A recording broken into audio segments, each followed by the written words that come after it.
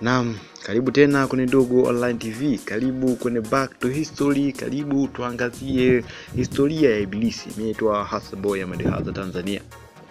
Karibu tuangazie historia ya Shetani. Hapo mwanzo Mungu aliumba mbingu na ardhi.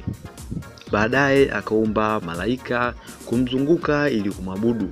Hakuna aliyewahi kuwaza vita, bali walijua upendo na furaha tu. Lakini alikuwepo malaika mmoja aliyeitwa Lucifer. Lucifer alikuwa kiongozi wa kwaya mbinguni, pia alikuwa ni malaika mrembo kuliko wale malaika wote. Lakini Lucifer alizidi kubadilika tabia kadri siku zilivyozidi kwenda. Alianza kuhoji uongozi na ufalme wa Mungu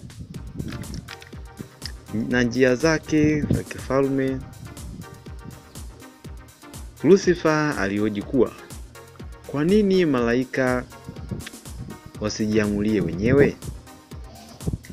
Kwa nini malaika wana sheria mbinguni?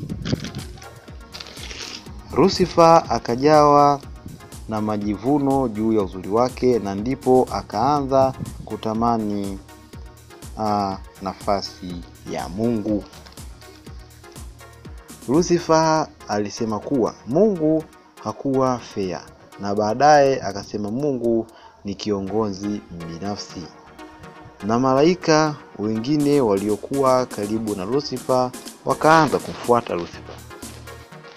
Mungu alijaribu kuonesha malaika wake jinsi ambavyo ni sahihi, lakini maneno ya Lucifer yalikuwa yamewakaa zaidi.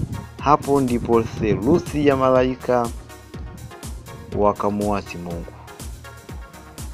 na kumfuata Lucifer, na ndipo ikatokea vita kubwa huko mbinguni kati ya malaika wa Mungu na malaika waasi.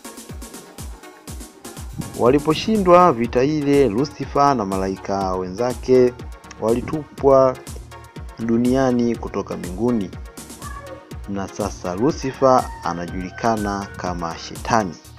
Baada ya Shetani kutambua kuwa hataweza kurudi mbinguni, basi anafanya awezavyo kupitia kila mbinu ili yeyote anayemcha Mungu ashindwe kuingia mbinguni.